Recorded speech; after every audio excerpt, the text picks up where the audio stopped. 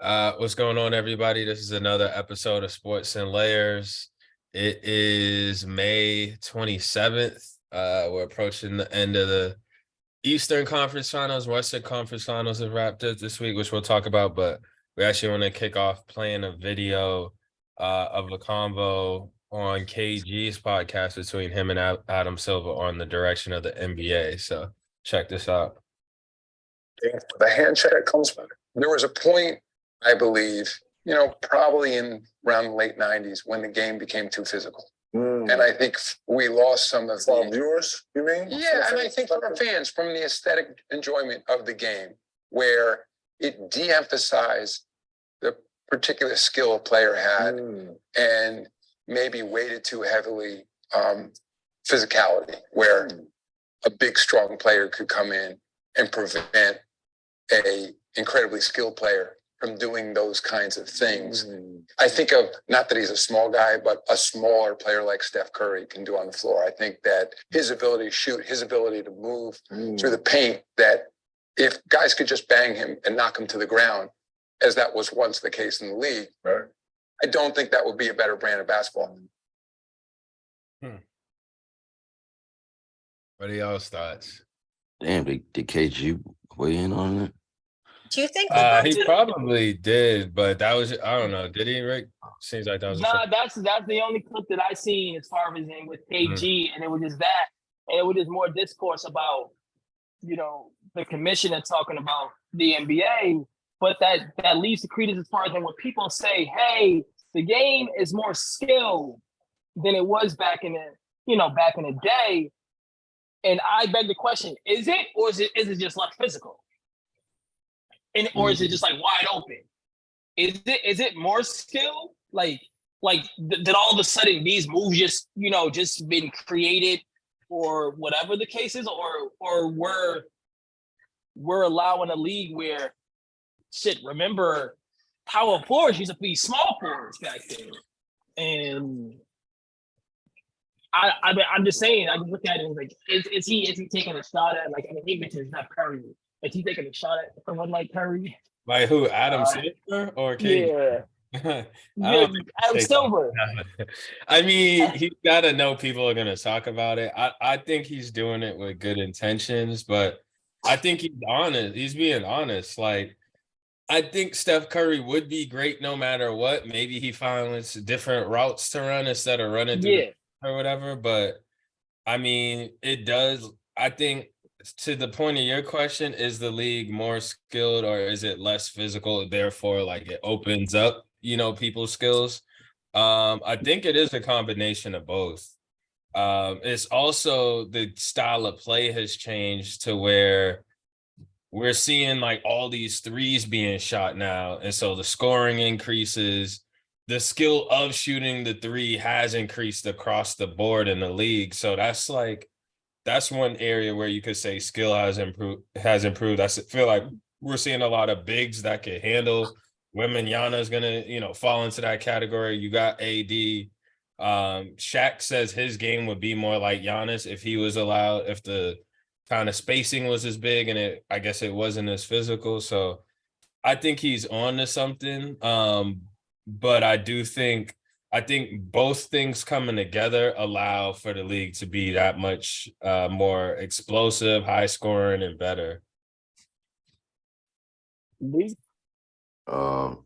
Yeah, I mean, first of all, to Adam's point, I mean, it was Isaiah Thomas was small, like Zeke. They consider him the best. Some consider him, the best point guard to ever play. If you put Steph Curry next to Isaiah Thomas, come on, what are we doing here? That's Steph Curry, like Dale said, Steph Curry is great, and he's gonna thrive in any era. What's that other dude's name? Abdul. The dude, you know what I'm talking about. The guy that was known to be the best shooter. Denver. Denver. Yeah. Yes, exactly. Like, you got dudes like him. So I hate saying that somebody wouldn't be successful, and I hate why, like, I hate that Steph Curry is like the poster boy for basically like being soft, like, which Yeah. I never understood that. Um, I never understood that, but yeah, it's definitely a combination of both. Skip players are becoming more skilled. The game is is a lot less physical, as you see. Does it make for a better product? Probably. I mean, I didn't like that 90s like fights, the Knicks and the Heat fights, and freaking like what's his name? Charles Oakley and like all those. Pacers in the 2000s. I'm just like, is it like WWE, or like we know that dudes on the court aren't gonna fight. Like it's not gonna be like, Yeah. so it's just like, what are we doing? It Like, was cool to see fights back in the day, though. I'll admit, like scruffles Yeah, and all that. yeah. That was cool. Every now and I then, it think was like every great player had to scrap at I some Yeah, point. I would say this. Just like the NFL, they look at it and say the fans want offense. They want to see. They want to see points. They want to see points on the board. They right. don't want to see. They don't want to see the 75 to 79 slugfest, Yeah. type of game. They don't want to see that. They don't like, this is just the football. People were complaining about, when the Pats won the Super Bowl 13-3. Oh, this is boring. They want fireworks. And kudos to the NBA. They recognize how they're gonna grow their product. How can they get more fans? How can they get more of the casual fans? And it's by that. But I would just like beg the question is just that I would just look at it and say maybe the players weren't. It's not the skill gap. Maybe it's not as big as people are foreshadowing it to be. Just like as Dell said, like, okay, Shaq said, and people don't like, people saw Shaq when his body looked like with the Lakers and his later years. When he was with Orlando, like, he was 300 pounds and he didn't look that way. And if there was an emphasis as far as saying for him to play the way that maybe he could have played like Ronnie, if there was an emphasis for him to handle the ball and other characteristics, I don't know. I feel that like players were able. I think that the way that the NBA has changed now is players can more so show their skill set. They're encouraged. Yeah, they're encouraged to shoot more and to handle the ball and stuff like that. Where back in the day, maybe a couple of players may have handled the ball. It was mostly your point guard, and that was it. They didn't know what they didn't know back then. Like, you know what I mean? So I get where you're saying. It's like we'll say, oh, like Joel Embiid is one of the best skilled center. I'm like, okay, so how do you know that Patrick Ewing, or like David? I'm just throwing random names out there, but like, how do we know that those players didn't possess the skill, or it just wasn't asked to do those things? That's not how the game was played back then. So yeah, it's just like Larry Bird. Larry Bird is still considered one of the greatest shooters to ever play. But if you look at his free throw, I mean, his 3-point clip, as far as it made, then he's younger in there. What is he? I don't even know what he is, but he's nowhere near the top because they didn't. And 3-point shooter. They weren't shooting at that clip. The clip. So, yeah. I mean, I just look at it like, the same when you start to look at, it's evolution, ideas change. When you usher a new generation as far as in thinking minds, when you have head coaches and things like this, maybe you have former players who sit there and say, there are a lot more I could have did on the basketball court. If I get a player that was like me, I'm gonna give him that free range, because then that may be a franchise altering type of move for me, for myself. And then also, granted, evolution happens. Players are different. They're bigger players. I don't know. I just think that like when you do have those type of players start to emulate other players growing up. So then all of a sudden now you have a lot of players that come into the league that want to be like Kevin Durant, want to be like Steph Curry. So, that's what, changes, definitely changes the game. Just like when you look at football, you had like, players want to be like Mike Vick, players want to be like Cam Newton. And now all of a sudden, that's what coaches want. They want the running quarterback that can create something out of nothing, not just to stand your statue quarterback. When back in the 90s, they wanted to change the position if you were, that kind of quarterback. Now they want that quarterback. And yeah, so I just think that that the style of play, emphasis on, players being free, the game being more open. And also, I mean, there's definitely some, there's some skill players that are more skilled, but I will say that I hope there is a way to have happy medium where there is a way that physicality can come, with this type of NBA. Yeah, and so to just fact check us real quick, yeah, Larry Bird hit 649 threes. He's not even top 50. Like 50th right now is Tim Hardaway Jr. with 1465. What was his percentage? I didn't look. I'll pull up percentage in a sec, and then the guy we were talking about, Sharif or Julius Sharif Abdur Rahim. That was no, not him. That's not who I No, Rahul Maduf. What's his American name? Chris Jackson. Ray Jackson. What is it? Chris Jackson. Chris Jackson. Let me see. Hold on. Larry Bird 3-point shooting percentage. Okay, I don't know who Chris Jackson is. I'll have to look him up. Oh, so he shot almost 38%, 0.376 for his career, which is pretty strong, pretty damn good. 600 and something. Yeah, I was just gonna add like to that conversation, like one thing I'm glad the NBA has gone away from though, which I think it like directly correlates to a sign that you have more skill, is just like having a more skilled roster. How? By not having the enforcer anymore on the team. I did used to always think that was kind of wacky and corny. Like you got one dude on the team literally just to like rough other people up, like just to fuck other people up, literally. Like, and they would just be like, oh, he's like a Kendrick Perkins. He's an enforcer, like hardly any skill whatsoever, can barely put the ball in the basket, but he's gonna be out there throwing like just to fuck up your best player. So I am kind of glad we went away from like literally every playoff roster and contender needing to have an enforcer. Y'all remember that? That was pretty crazy. No. About it. I mean, even like when sports like hockey got away from it, they literally had guys to just come out and just fight. That's wild. It's funny. So yeah, I'm glad we've moved away from that. So Rick, you mentioned you wanted to talk about the Lakers. They got swept, unfortunately. Bron played all 48 minutes. I do believe we needed him to get some type of rest, albeit AD, other guys could have stepped up, but he was just so gassed at the end.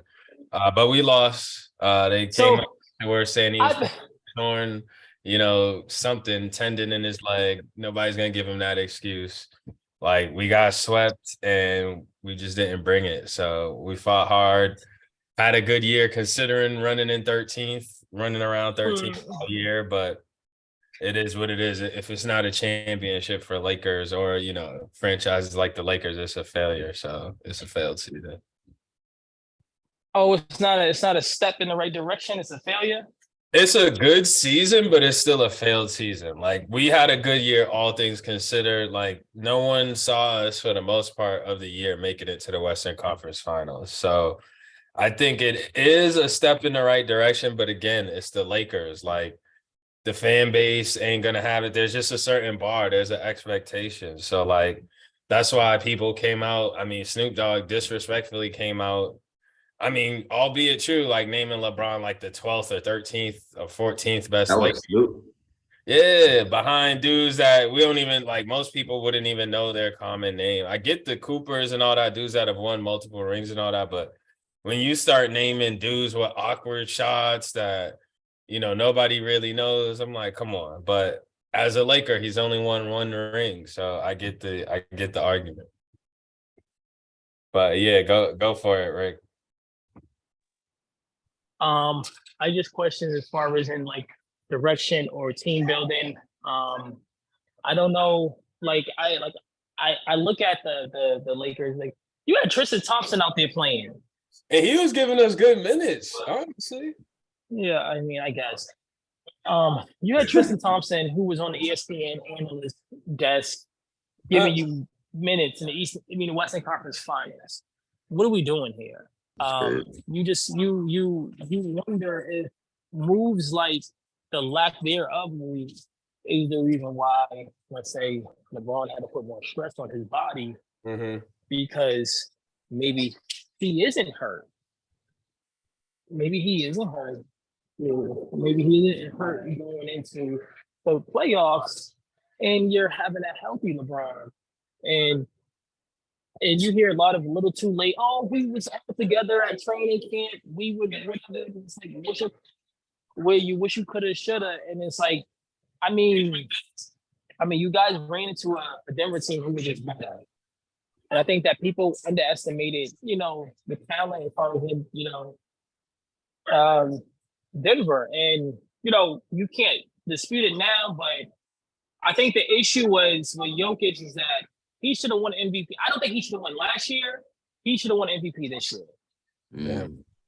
Yeah, that's definitely for a consistency standpoint of the way the awards should be voted. Yeah, and I would say this. I would say, as far as in, if you look at, I think that the way that the Lakers, they won a championship, but for their extension of their team as an ascendant to where they want to be, Anthony Davis isn't the player who they thought he was going to be. They were expecting him to be that guy. Anthony Davis should have had 40 points in Game 7, not LeBron. LeBron has been, and that's why I think he wants Kyrie. LeBron's been begging someone to take the mantle from him, so then he can be, But Anthony Davis hasn't been that guy. Yeah. Anthony Davis he's soft, man. I don't know what else. It's I'm not even talking about the injuries. I'm just talking about his mentality, how he approaches the game. Like I always thought he was just soft. Like I'm like, I say that unapologetically also. He's soft, bro. He doesn't care. He literally doesn't care, bro. He has no motor whatsoever. Like he's just supremely skilled, and that's it. Like, I don't like, you saw all those years of him in New Orleans. They were they getting out of the second round, the first round. They maybe once they got out of the first round. Like he just yeah. And I one don't would know. argue, I don't mean to cut you off. One would argue that it was Drew Holiday and Rondo, putting the clamps on McCollum, McCollum and Lillard, and it wasn't a direct, from Cade with AD. Yeah. I mean, yeah, McCollum has them in the playoffs now, even without Zion. McCollum's in now. I wouldn't go as far as saying AD soft, and if I'm AD, I'm probably going to take that as disrespect. But I'll say he's not soft simply off of his defensive mindset. Honestly, ever since Kenny made the comments about AD being like defensively consistent over offensively consistent, I did start to kind of look at him differently. Like he's just always there on defense. He's always getting blocks. It showed more so in the first two series than the last one. He did get some blocks on Jokic and like affected the paint. It's just like, yeah, the motor is definitely not there during the regular season. Like playoffs, I think he does step it up. He's not always consistent, but I feel like I do see a different side of him. Someone was saying like in his time with the Lakers, he's only missed one playoff game. I'm not sure that can be right. Because I know he missed that series against the Suns, unless he got injured during the series and missed one game. But like he's typically there for the playoffs. We just needed more. I think what hurt him in this series though is like we actually don't have another big. Like actually missing, like not having Dwight Howard and McGee, I think hurt us. Like Mo Bamba, he was basically hurt the whole time. I don't know why we didn't play him at all. I think we need one more like 6'10" guy, like a guy like a Tristan Thompson. I think we could have gave Tristan more minutes, but I think we need another skilled big. Like it would have actually been good to have Thomas Bryant on the roster, who the Nuggets didn't use. Like on it, I just think we needed another big. Like we got LeBron out there, but we also have multiple wings to help kind of keep the ball flowing and scoring. And it's like if AD has to defend Jokic and he's not in the paint, all of a sudden, like a lot of our rim protection goes away. So we need another guy. Huh? Nah, I'm just thinking like about the Lakers playoff run. I was just like, those first couple series, they were the bigger team, like significantly, and then now you go against Denver. you're not a bigger team anymore, And this series definitely highlighted the gap between AD and Jokic. Like there's a major gap. It's a weird, but Jokic can we talk about his game? It's so like crazy. Like offensively, rebounding, like the traditional ways you want a big to ball. AD's right there. It's all of a sudden these assists where it's like AD might average 2. Jokic is going to have like 12. Which is crazy.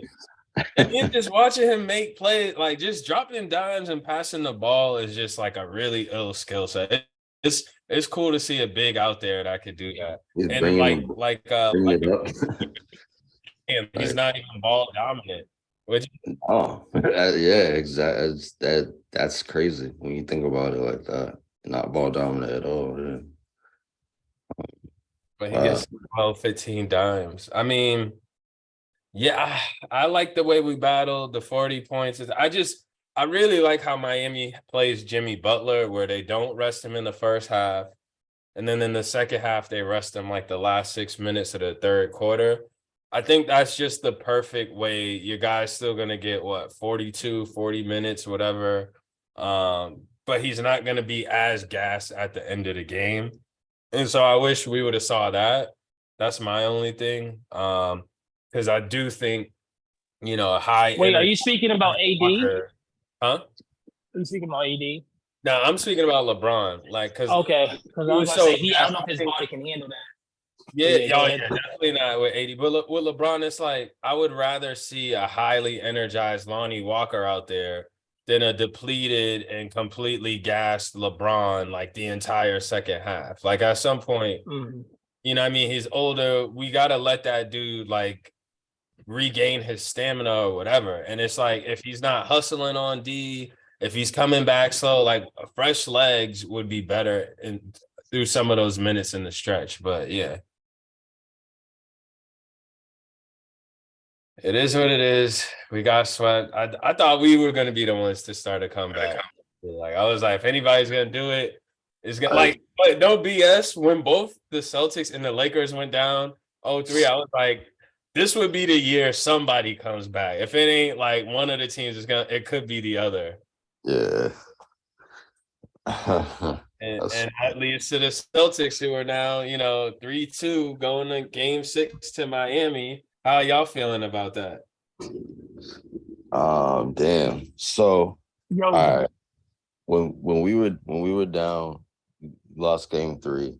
Yeah. All I said was, get it back to Miami. I said, get it back to Miami, and I'll live with whatever the result is from there. We got it back. This fucking series is ridiculous. Right. But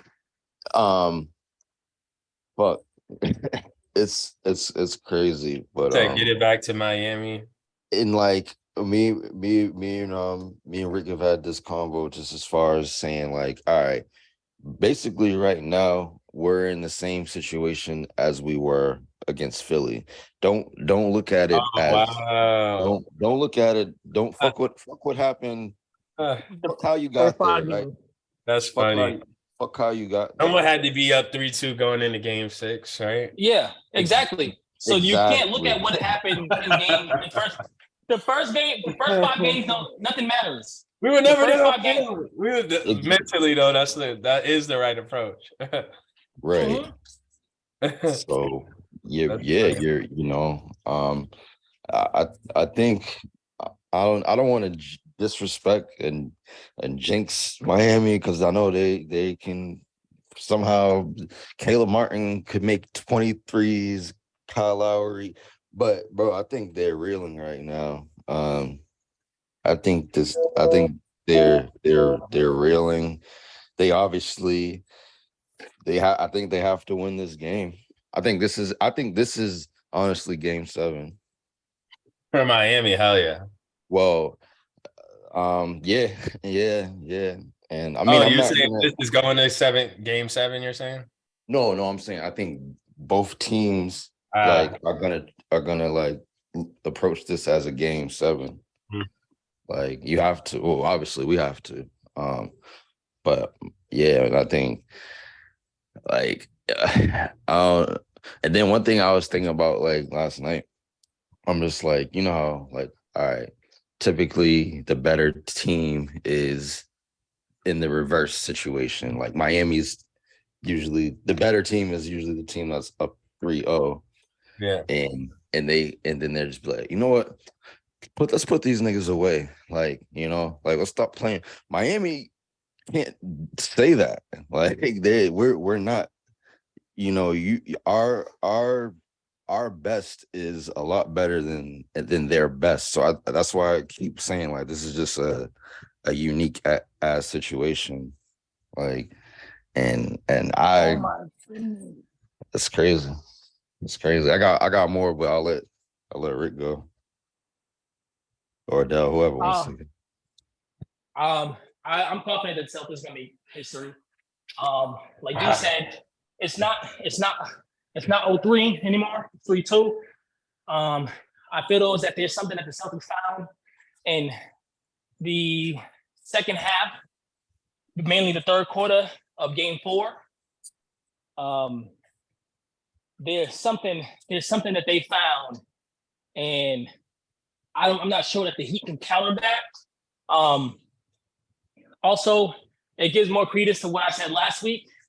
The issue with the Celtics were not just it was the role players, were starting, but the role players were starting, but well, what can I say? They were playing well, but Jimmy Butler was getting wherever he wanted. There was no resistance to him. They switched and have Tatum as his primary defender, and that's frustrating him some bit. Tatum is one of the elite defenders that doesn't get credit. But, I need to see him in Miami though, because last game he had 14 points, but he did shoot 50%. So I want to see Tatum lock him up in Miami personally. He did Game 4.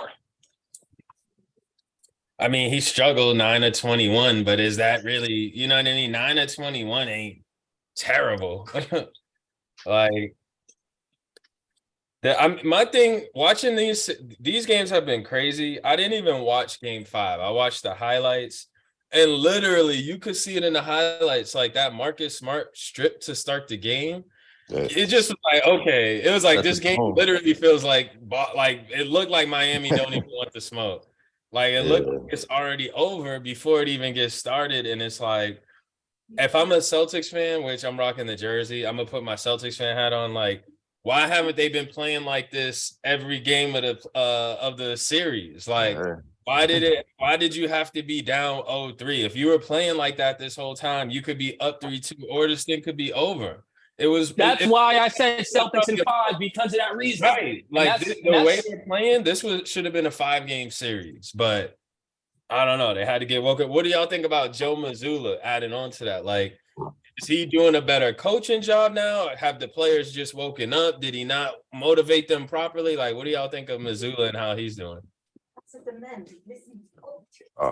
Joe is he's young. He's an inexperienced coach. Yeah. He's young, but I think he's definitely you can see the growth within this series alone. Mhm. Like, he's calling everybody used to harp on the timeouts. Mhm. He's past couple games, he's called some great timeouts. It seems like he's pressing the right buttons with the team. Grant's playing a lot more now.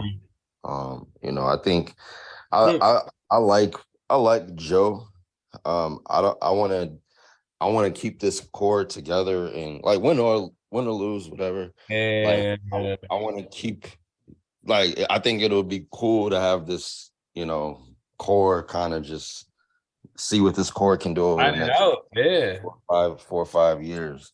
Wow. Because they're all gonna learn together. And you don't want to have, 4 coaches in 4 years like that. True. That's not, Y'all that's also lost Gallinari this year. That was another scorer you would have had coming off the bench because now yeah, Brogdon's hurt, right? Like, exactly. is he gonna play? Is there a chance he doesn't play? I know he has a torn tendon in his shoulder or something. In his elbow. Elbow. Oh yeah, elbow. Yeah. Shooting elbow at that. I don't.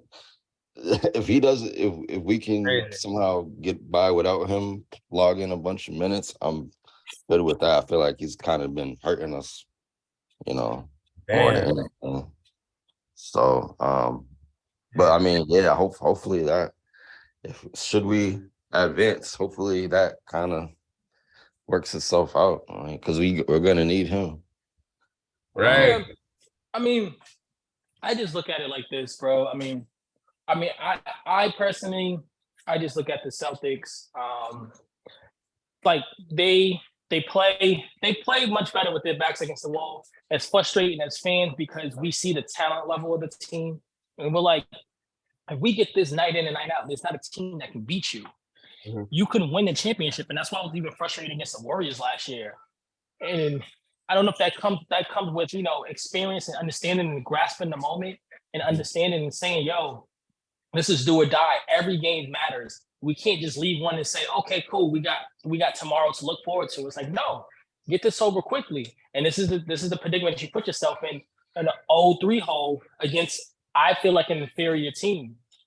Are they well coached? Fine, cool. But to your question about Joe Mazzulla, I think that this is the reason why I want to keep Joe, because I look at him. He's a young coach who will improve. There was a point in time when people, I'm not saying that he's going to be ever exposed to, but there was a point in time where people were talking about Pat Riley needs to come and replace him. Right. And was there, yeah, exactly. Yeah. Exactly. And now look at it. Took his lumps, learned. You have veteran coaches. I think that he needs veteran coaches on his staff, that can, usher him along the way. But I look at it, he's made adjustments. And they were just weird. And also shame on the media, man. Fuck them. Like, bro, the shameful post and the Celtics really don't like each other. And this is like somebody literally said that they're a weak-minded team. You don't go into Milwaukee game 6 last year. You don't go into Philly this year, game 6, and win and be a weak-minded team. Like the amount of people that were just pouring on the Celtics after that game 3 loss. Just because we don't win the way people would like to see us win. But it was just disgusting, because it was just like, it seems like everyone got their willies off. Like everybody grabbed their jergens out. Like, yeah, let me get this out the way. And then then you have the report of, this is with MA and whatever. Like, to me, I think that was, if that report, what Woj said, where I think some people said that he shares the same agent as Ime Udoka. So Oh wow. There's some kind of, sometimes you look at reporting. I just think that like, there's a lot of clickbait reporting out there. Wait, you said Woj and Ime have the same agent? There's reports out there that they have the same agent. Wow. Woj So and take Ime? that. Yeah.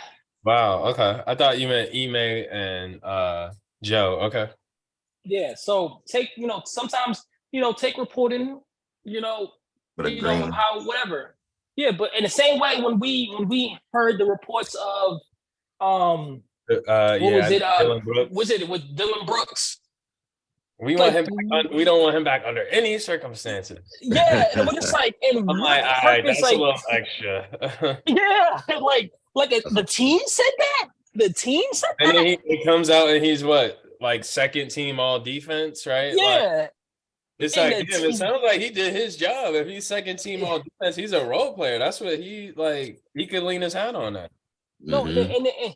and I think that the issue is, I don't want to like hop on as far as in subject with Memphis is John Morant is their leader, and they Right. follow the tune of John Morant. It's not Dylan Brooks. It was let's point a finger at somebody else other than Ja. But he's that front runner. He's that front runner. He's that front runner type. Yeah. Yeah. He's that front runner type. So, but with that being said, though, I just look at the reporting and people are quiet now. And you see the Celtics in their locker room. They're playing rock paper scissors shoot. They doesn't look like a team that fake like each other. Well, I'll say, like, I do think it is a little comical just how confident y'all are in the Celtics coming back because it's never been done. I'm like, y'all's blind faith in the Celtics is just like, hey, I give it my hats off. But hold on. This isn't a tip. This isn't a irregular 0-3 though. Like, that's fair. Like, this is like you said, most teams down in this situation don't have home court. Right. So they're getting. So basically, it's like, all right, you win game 4. You have 3 to win. The team up 3-0 has 3 games to win 1, except 2 of those are going to be road games. So that's that's like kind of a monkey wrench. And also one team, when you're down 0-3, it's clearly the talent discrepancy on both teams isn't usually inverted. So I'm not trying to say I'm overconfident. We have to win 2 games. We have to win tonight. Tonight we have to win. But I think your point, no, I'm just like, there's no doubt in my mind whatsoever that we can't win this series. And I think that's what you're kind of just speaking to, yeah, I'll agree. It's like this goes back to why I thought like this series, these conference finals would be the time we'd see someone come back. Because like on one end, you got LeBron, he's come back from 3-1, LeBron and AD. Some would think because Joker wasn't proven, like they have the more talented superstars, but clearly that played out the way it did. With the Celtics, it's like they're the higher seed. To D's point, they got the whole field advantage. Really, I think it was really about winning game 4. Because once you won game 4 to continue the series, game 5 was at home. So it felt like, all right, if you win game 4, you're definitely looking at going at least 3-2. And now it's like, win this one, then you got a home game. Going back to Rick's point about the media getting on the Celtics, the one place, and I think a lot of it just naturally happens with any team. We saw it with Atlanta and Trae Young. But the one area where I thought people were going a little bit overboard was when the Celtics went down 3-0 and they made the comment like, oh, don't let us get one. And everybody's like, you're not going to get one. They're not going to let you get one. Why would you say this? This is so foolish. And then no one mentioned how they were pulling the quote from like the Red Sox who came back down 3-0 until at least I didn't see it until after they won a game. And people were like, well, I don't know. Now the Celtics. And now everybody's like, yeah, I think they could. Like, now people are on board. I know the true Celtics fans like never swayed, but I just think it's interesting how they went from like just pouring on them and being like, oh, don't let you get one. How dare you? To now being like, they've got a chance. Like, it's interesting. Yeah, I was watching that last night before I fell asleep. The Red Sox come back. Some like with the 4 days in October. Yeah, I watched. Or- I was watching You watching that to get hype for the Celtics? Come on. Good omen. We'll see. But crazy. I mean, okay, this is how I look at it. Excuse me, with the Celtics. I don't know. Like I look at it like this. Like there was much pouring on. I feel like people were waiting to get these articles out, and now the I don't know. It just felt weird. They couldn't just wait one more game, but Right. maybe. Yeah. Go And it ahead, was man. just weird. I don't know. It felt like it was just weird. Like where is this coming from? It just felt like, something, and it was just like them looking for something clickbait. Look at me, or whatever the case was. But with that being said, like that it's not blunt faith. Like D said, like not many guys had home court, and the teams that pushed it to Game 7, the 3 teams that pushed the Game 7 all played Game 7 on the road. Mhm. So the Celtics will be the first team. If that was the case, if they win today, they'll be the first team to push from being down 0-3 to be hosting Game 7 at the crib. Have a home court advantage. Yeah, That's and funny. usually with those teams, you're having a team that is most likely it's the other way around. Yeah. It's when you look at talent wise, you're talking about the Celtics. They're the 2 seed and this is the 8 seed, but usually it's the other way around. It's the 8 seed trying to come back against whatever the 2 seed, however you want to look at it. And like I said, I just think that the Celtics found something. The Heat didn't just say, okay, yeah, we can give them. You don't want to give games. Right. At the end of the day, don't play with your food because they can come back to haunt you, and you don't want to say, oh, we're gonna give them games, and it's just like, and like this whole Jimmy Butler guaranteed Game 7 last year and they lost. So I look at his guarantees as like people aren't gonna, and it's like the media is like sexually attracted to Jimmy Butler for some odd reason. but yeah, I got something on Jimmy Butler too. Yeah, keep going. But he guaranteed Game 7 last year, and he guaranteed that whatever, and it's like oh Jimmy Butler guaranteed. Is just like this shit's been like falling on deaf ears, and I think it's more so a cry for help because his players are shook right now. I'll keep it a buck. His guys are shook right now. Some players are scared to shoot the ball, and that's what I saw things was going to continue to happen is because as the series increases, some players aren't built for that moment, and some guys show up. Some guys, some players do, and it's easy to hit them threes and shoot the ball with confidence when you're up 2-0, you're back home. But when you got that loss and you're sitting on a couple losses now you're thinking like, I can't miss this because this could hurt my team and we could possibly lose, and then we got to go back there. I don't know. That stuff to sit in the back of some players' minds. Yeah. Make these dudes who they are. Like, make them who they are. We've been doing that the last 2 games. Like Caleb Martin. Come on, man. Like, come on, bro. Stop.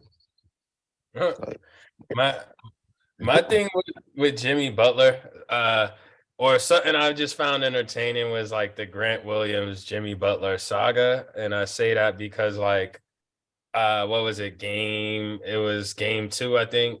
Grant Williams first got burned. Was shit talking to him. Jimmy goes off. Everybody's like, don't poke the bear. Granted, Grant Williams did he got the nice block on him. What was it, Game 5, I think? But there was no shit talking to Jimmy Butler.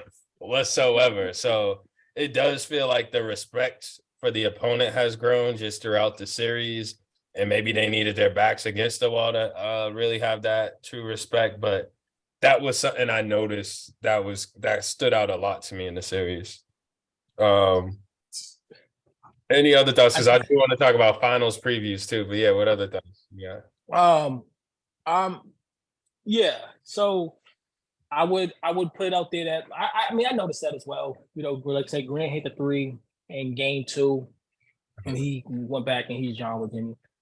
And you know, like D has said a conversation with him, he's like, yo, I mean, at the end of the day, like sometimes I mean it's not how to respond it. Sometimes you gotta be the hammer and not the nail. Or sometimes you gotta just throw the first punch and not let somebody not be reactionary. Right. And I look at it as like, yes, respect is there. I think that more so now, I'm gonna let my play do the talking. Let's win this series, and then we can talk our shit after.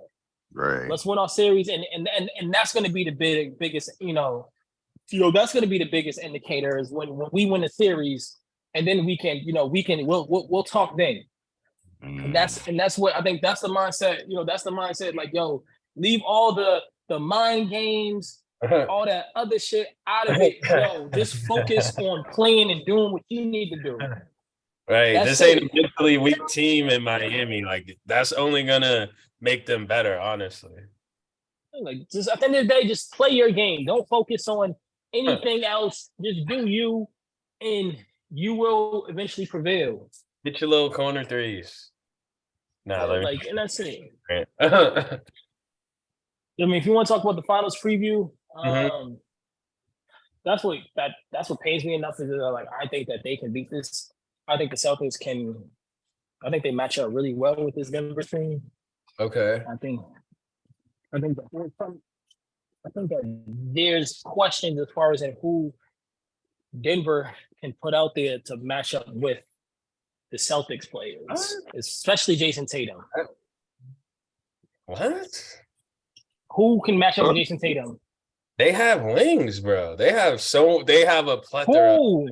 Who is stopping Jason Tatum? He's not even a wing, and they could put Aaron Gordon on him. You got Michael Porter Jr. You got the guy that came from the Lakers. What is his name? The 3-name guy hyphen KCP. KCP. That's 3 guys right there off the rip that can defend. Just because you got length don't mean that you can defend. Oh my God, bro! I'm not. I mean, you're not going to tell me what length was, and now you're going away from length. No. If I'm talking about length, when I'm talking about Jaylen Brown and Jason Tatum, yeah.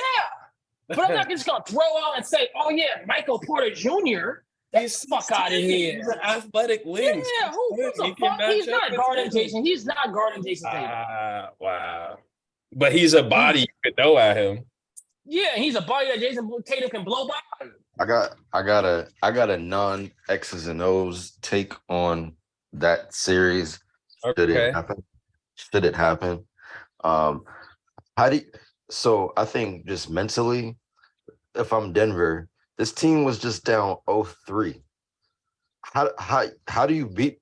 You can't beat this team like that. That's what I would be thinking. I know like they're professional athletes. They're not, you always want to be confident, but I think there would be like kind of like a psychological thing. Like you can't beat this team. Like even when you're, so basically like if we get up 3-0 on this team, like they still, so that's my non. Also, to your point, D, is the same thing like the Red Sox. Yeah, we swept. When you win, going to the World Series, you sweep. All of a sudden, you find yourself. Honestly, if I'm the Nuggets and I've been disrespected all year, I'm literally thinking the opposite, bro. This team was down 0-3. They should have lost to Miami. Like they shouldn't be in the finals. Let's take these dudes out. And like everybody's probably gonna favor the Celtics anyway. I think that's gonna help the Nuggets in there, like, because they just been fending off disrespect all year. Like literally, they were up 3-0, and there was more noise around the Lakers coming back than the Celtics at that point. And it was as though like it would seem like, damn, the Nuggets hasn't like beat us damn near top to bottom in these, which they have. And I don't know why. And that was because, as I said, with the Laker, I mean with Jimmy Butler, the media is sexually attracted to the Lakers for some odd reason. For good It reason. was just it was just like they saw game one and they were just like, oh, the Lakers found they found something. Yeah, Right. they found something. Ball in the series, but still.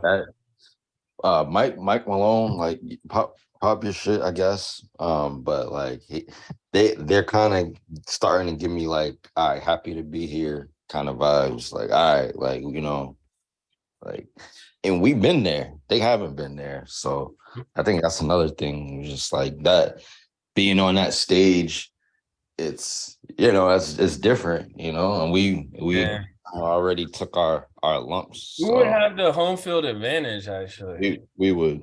Oh, yeah. Oh, wow. The Celtics have, since the Celtics had the second best record in the whole NBA. Once Milwaukee went down, the Celtics had. Wow, damn. I didn't realize that, honestly. That's actually huge. That's actually pretty important. Damn. Okay.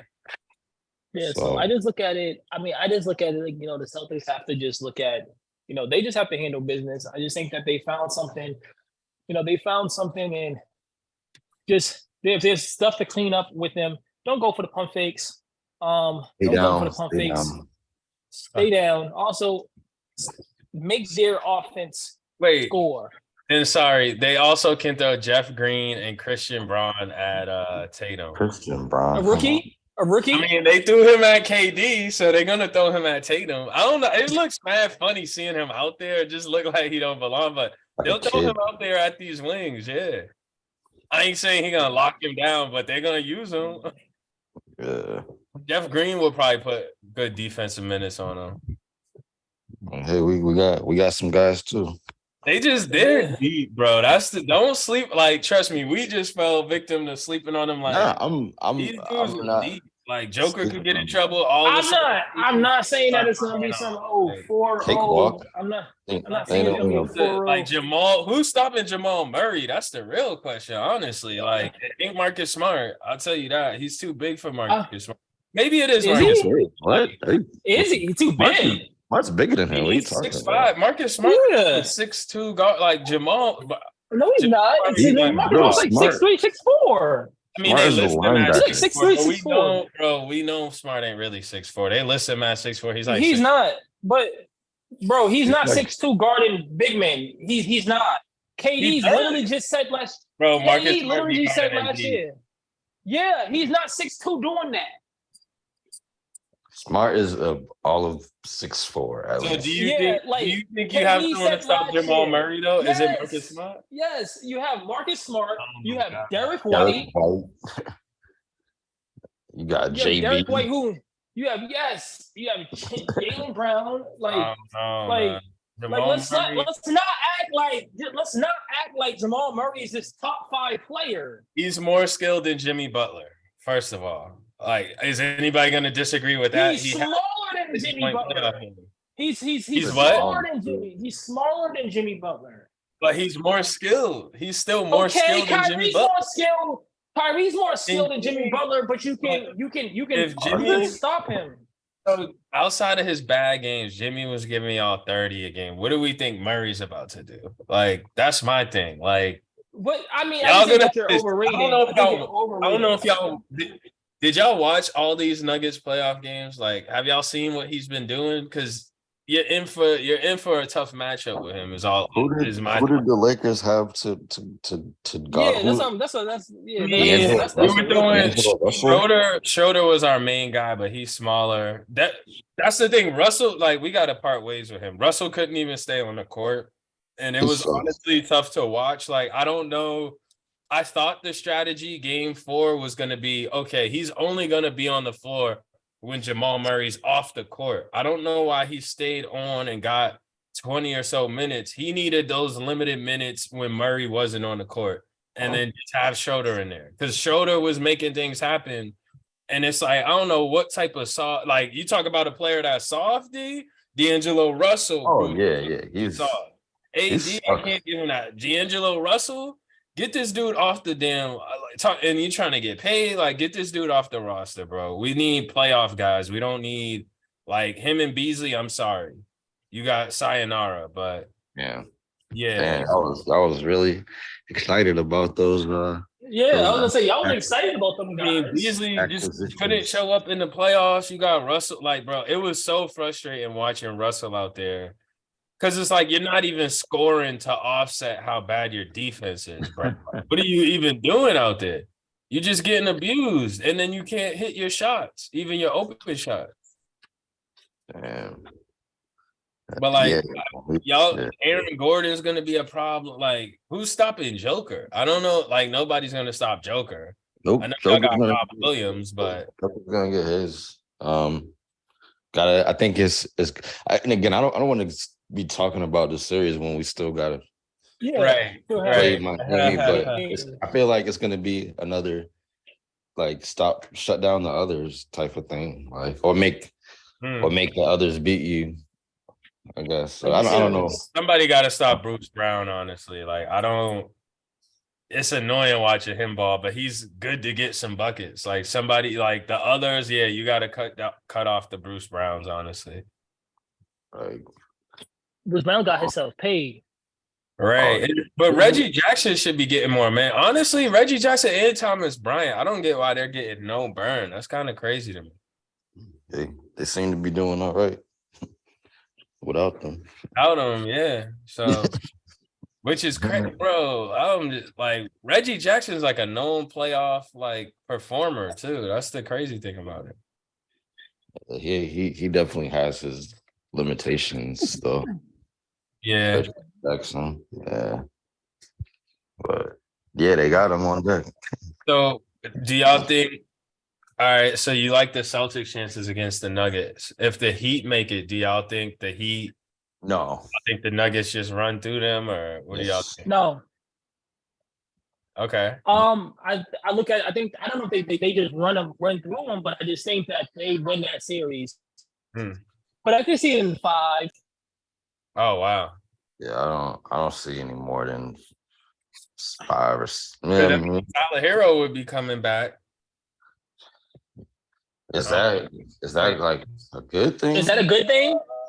You know, is that a good thing? I don't know. You know, like I look at it. Your shooter hand, Yeah. that might not be the best thing, honestly. And just just like when street too.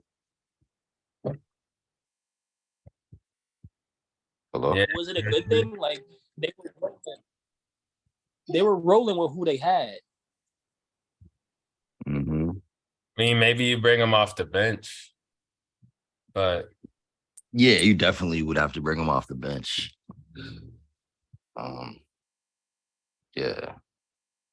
I mean, so this is the thing about Game 6: the fact that Gabe Vincent didn't play last game. And D, I'm thinking 25 for the game, 200 on the series, but I haven't. Into that.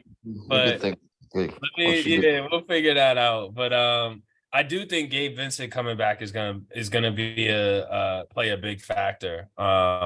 Especially because the reports are they kept him out for cautionary reasons Game 5. So it's like you're gonna have that juiced up crowd, you're gonna have your shooter back. Like tonight is gonna be the hardest game of the series. Did you just qualify and say a juiced up crowd talking about Miami? Yeah. Bro, they're gonna be there. They're gonna are they gonna be there? They'll probably be there like 5 minutes into the first quarter, which is like getting there way earlier than they normally do. You said a juiced up crowd. I don't. That's the thing with Miami. I don't look at their crowd as being some murderous row where it's like, oh my gosh, we have to go down there. Like murderers. The 6 Miami fans, we got to get worried about them.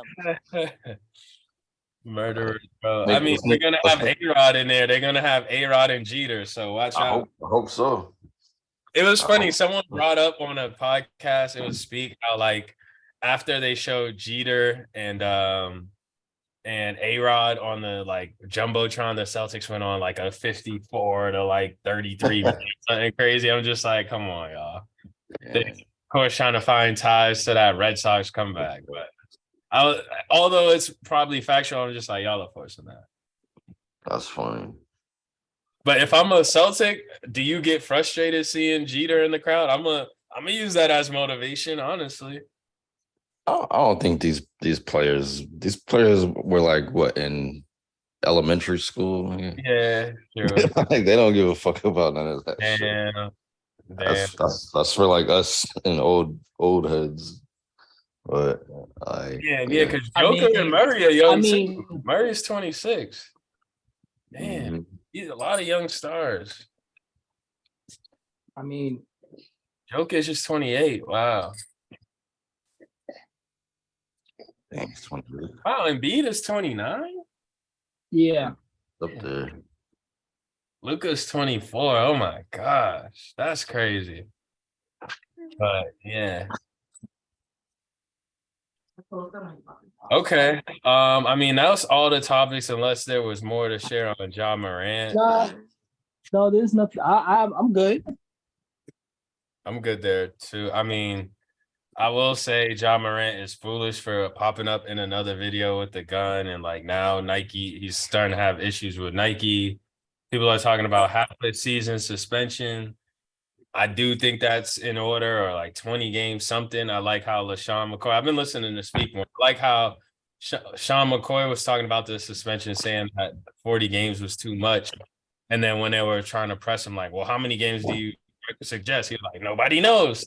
Like, he's like, I ain't gonna put a number out there. I'm pro player. Like, I'm not about to suggest anything. I'm gonna just say what they're thinking is too much. But I mean, I hope he gets his act together. I don't think he will if he's still already pointing the guns out. So I think he does need a longer suspension, even though he did nothing illegal technically. It's just like, that's just not a good look for the brand, bro. Like you're a part of like the NBA. You're in a class of like 100 like millionaires that have hundreds of millions, and you could potentially be a billionaire, bro. Like you don't need to be doing what you're doing. And that's my take on the Jaw stuff. Yeah, you're a young superstar. You got to get your shit together. You can't be moving. You can't be moving and wanting to fake this facade of somebody who you're not. And even if someone would say they was into that, whether they were 14, 15 years old, it gets to a point where it's like, bro, you got to understand the situation that you are in. You got to understand what you have. Like a lot of with these, guys that you're hanging around with, whoever you're trying to impress, they don't got what you have. They don't have what you have to lose. They don't have shit. Man. They don't have anything. Literally nothing to lose. So you want to hitch your wagon to these guys. So that's on you. One last topic, because it just came to mind. Thoughts on the whole Kwame Brown and Shannon Sharp thing, or any thoughts on it? I only caught like a clip of it. I'm sure I didn't probably get most of it, but yeah, he was cooking, honestly. Like the clip I heard he was cooking Shannon. Like basically, like it's like, yo, how am I not qualified? And like like nigga, like who number one overall pick, call him a bust if you want, but well, he played like a decade in the in the league, like made some good bread. Shannon is just taking on more of like a cartoon character image since his undisputed that Grizzlies game. The Grizzlies game. Like, what are you doing, bro? Like bro, you're like 50 years old and but people still don't want that smoke. He's D's as fuck. He's D's, yeah, but like, I bro, saw him in person and he's a force. You got he's too big to be waving Braun pom poms, bro. Yeah. Come on, have some Maybe dignity, bro. I was hearing maybe he's getting paid, but I think he is illegit. My thing is like, So Kwame, I'll put it this way. I mean, you spoke on it lightly. He's a bust. Like Shannon Sharp honestly said it, but that dude is literally on the Mount Rushmore of busts. Like he's like the first guy, one of the first people you think of, like him and what, like NBA busts is like him and Greg Oden, right? But what Like the fuck does that matter in conversation? What does that matter? Because why are you talking about someone that's on the Mount Rushmore of GOATs? Like, bro, you aren't. And Shannon Sharp just hasn't played a lick in basketball. Not qualified to talk about somebody. And he hasn't played basketball, so what makes him more qualified? You're talking about somebody underperforming in a game where they're exhausted and they playing with something torn in their. You're gonna have guys like you don't deserve to give an opinion on that. Okay, we have guys like, so then none of these people should be talking. Basically. None of these guys should be talking then. If that's the point. Why do we have Richard Jefferson, Kendrick Perkins? But Kwame Brown ain't an analyst, bro. Kwame Brown, you're a farmer, bro. Do your job. So, but my whole you just thing want to throw out an opinion to go viral. That's what's frustrating. If he wants to go be a full-time analyst, be a full-time but if that is the idea, if that is the idea, then none of these guys should be talking. No, go ahead and be an analyst. I'm not saying you can't be a. No, but you're saying that like you're saying, oh, you've never been in the moment, but we're gonna sit there and say, okay, this NFL player who's never played in the NBA can talk. Yeah, a Hall of Fame tight end, Shannon Sharp. Yeah, but he never played in the NBA. Bro, Kwame Brown. And mind you, this same Hall of Fame tight end said last year that Kwame Brown wasn't a bust. Oh my, come on. Really? We all thought Kwame Brown was a bust.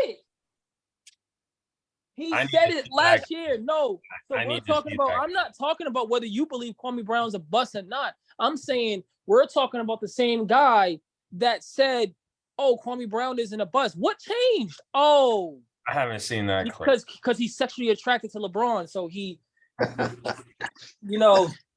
is it with you and this sexual attraction, bro?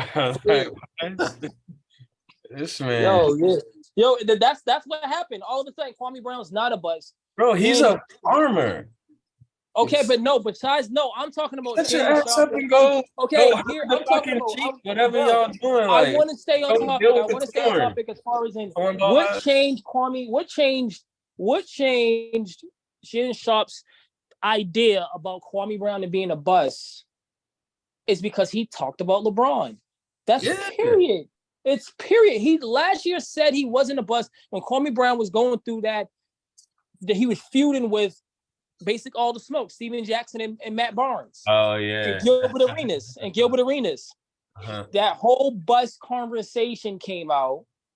And what happened from there? Oh, Shannon Sharp said, oh, he's not a bust. Oh, and these same talking points. He played in the NBA all these years and blah blah blah. And now when he he talked and like Kwame said, hey Shannon, LeBron got a wife. Her name's Savannah. So stop it, Rick. Why you gotta go there, bro? So I'm just saying what changed the narrative. All of a sudden the narrative changed to something else. Kind of weird, if you ask me. I mean, bro, he played for it just seems like he's just trying to get viral and make a name for himself off of shitting on Bron. And that's to me, that's off of shitting on LeBron. He said one thing and all of a sudden he's been talking. Yeah, he's shitting on LeBron with the one thing. What did he say? Honestly, I don't even know what he said. He was like, you can't be in the GOAT conversation. You shouldn't be considered the GOAT if you can't even get a last shot off. And it's like, bro, that takes everything out of context. Like, in an elimination game, you can't get a shot off. You're blocked by Jamal Murray. You're not the GOAT. And blah blah. And it's like, if Kwame is such a bust, then why is Shannon even care about what he says? Because Kwame Brown does have a platform. He's a YouTuber. He's not an analyst. But why do you care? Why do you care? That be the second conversation. Like, oh my gosh, who cares what this bus thinking? It's like, but then why are we like, Because he's an why is there NBA conversation? bus. So Yeah, I mean, so he's why are we relevant sitting in here? NBA circles. No, see, this is what I'm saying though, is that like in one breath, he's trying to go viral, like, oh, he's trying to use LeBron to go viral. Then the next breath is, oh, he has a platform. Which one is it? Does he not have a platform? And he's But trying to the only time his LeBron. platform gets views is when he got to shit on somebody else like a LeBron. Like that, like He's talked about LeBron. like a He Skip talked about Bayless, LeBron people one make a time. living hating on Bron. And it's like, what are you like? He gave a Brown, criticism. really? This is the issue that I have with you, LeBron Knights, is that you give a criticism and then you act like shit. You can't speak on shit if you're not. I mean, just because not everybody else is sexually attracted to him and want to get on their knees for him, just don't mean that everybody else has to do that. Okay, so let me put it to you this way: what if Kwame Brown came out and made this statement about a Jason Tatum? How? That's fine. Cool. Would you not like? Would you not have the same reaction? Like, he's a bust. What is he talking about? F him. No, right? because I can't sit here and talk about other guys who talk about him all the time. You talk about Stephen A. I don't care.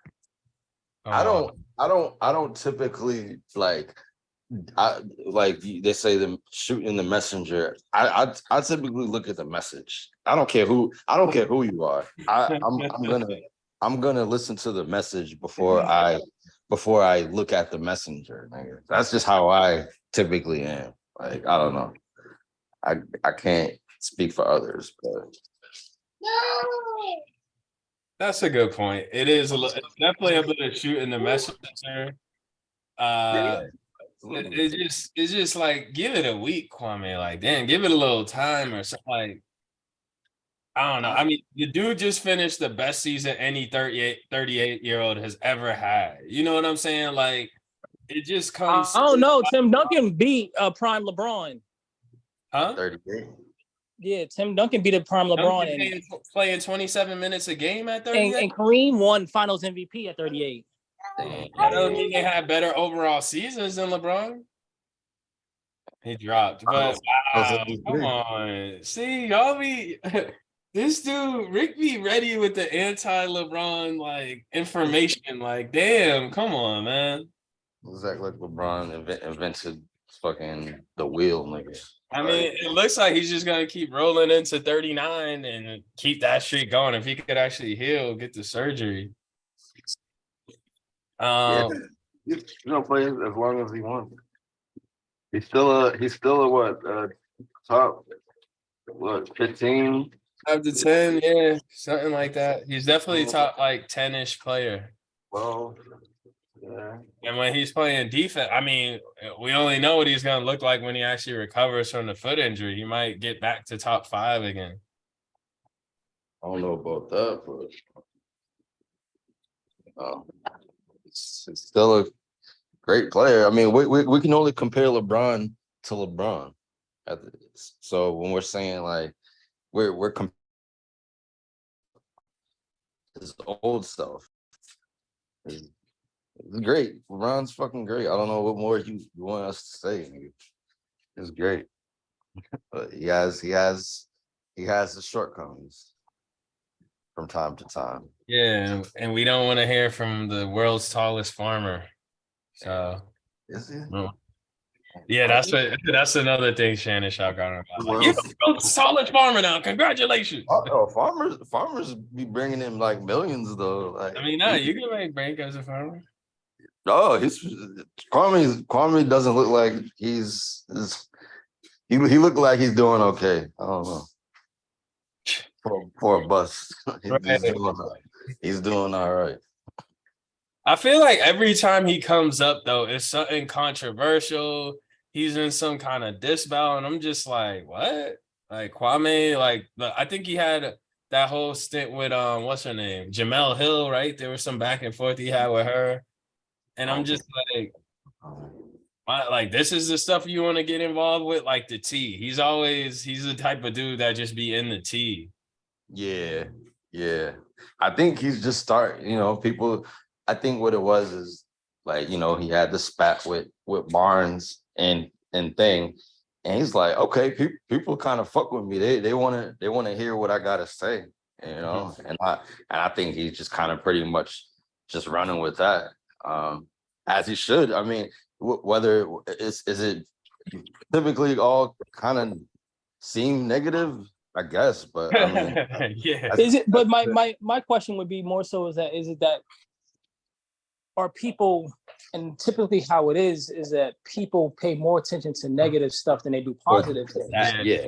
So Exactly. I think that it's not the question of, oh, is he always getting into things? It's more so like when something does arise with him, all of a sudden people just focus on, oh, Kwame Brown said this negativity about LeBron or this or that, or when if you're not relatively following his platform, he could have been spitting this about the Memphis series, whoever. And so Yeah, like nah, man. Did this cat fucking shit? What the fuck?